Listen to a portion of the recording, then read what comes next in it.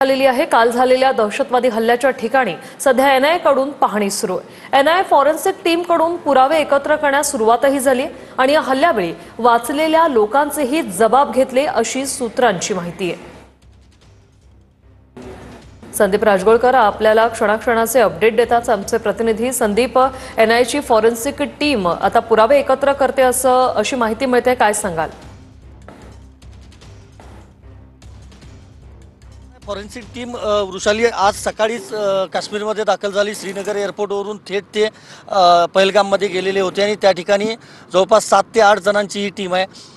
प्रत्येक पुरावा गोळा करण्याचं काम सध्या तिथं सुरू आहे आणि 2 ते 3 कॅमेऱ्यांद्वारे सगळं चित्रीकरण देखील केलं जात आहे। ज्या ठिकाणी प्रत्यक्ष दहशतवादी हल्ला काल हा जो आहे तो झालेला होता, त्याचबरोबर जे बचावलेले लोक आहेत त्यांच्याकडे देखील कसून अशी चौकशी केली जाते। त्यांच्याकडून जितकी माहिती मिळवता येईल तितकी मिळवली जाते।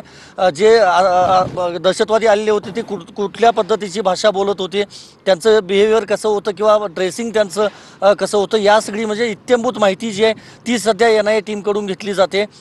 अमित शाह देखील केंद्रीय गृहमंत्री काही वेळात पहलगाममध्ये दाखल होतील। अनंतनागमध्ये त्यांनी रुग्णालयामध्ये जे जखमी आहेत त्यांच्या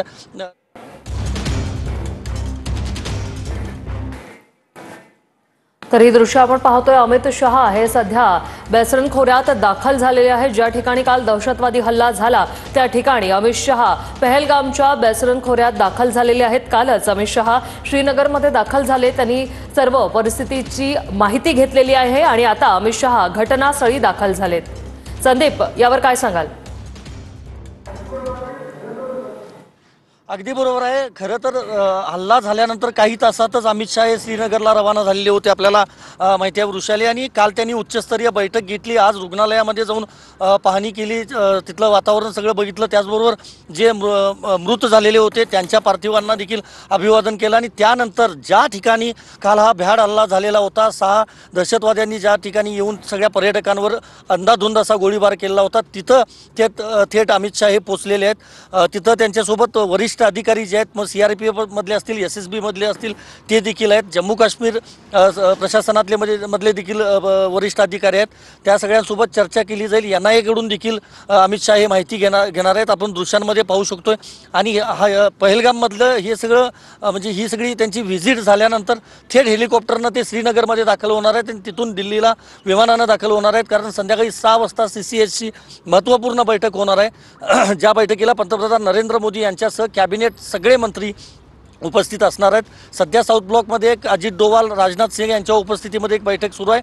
त्या बैठकीचा सारांश देखील संध्याकाळच्या बैठकीमध्ये म्हणजे सीसीएसच्या बैठकीमध्ये सगळा सांगितला जाईल।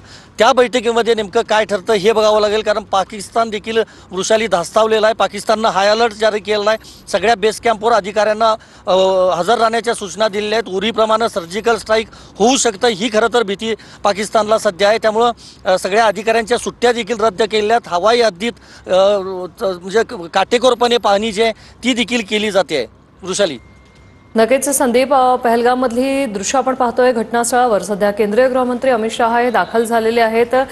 सध्या अनेक वरिष्ठ अधिकारी देखील त्यांच्या सोबत आहे। एनआयएच्या टीमकडून अमित शहा स्वतः माहिती जाणून घेणार आहेत आणि यानंतर ते श्रीनगरला परतणार असून त्यानंतर ते दिल्लीसाठी रवाना होणार आहेत। संध्याकाळी 6 वाजता उच्चस्तरीय महत्त्वाची एक बैठक आहे आणि या बैठकीसाठी अमित शहा जाणार असल्याची देखील माहिती आहे। ही दृश्य आपण पाहतोय। सध्या बेसरन व्हॅलीमध्ये अमित शहा हे पोहोचलेले आहेत। घटनास्थळी ते जाऊन माहिती घेत आहेत।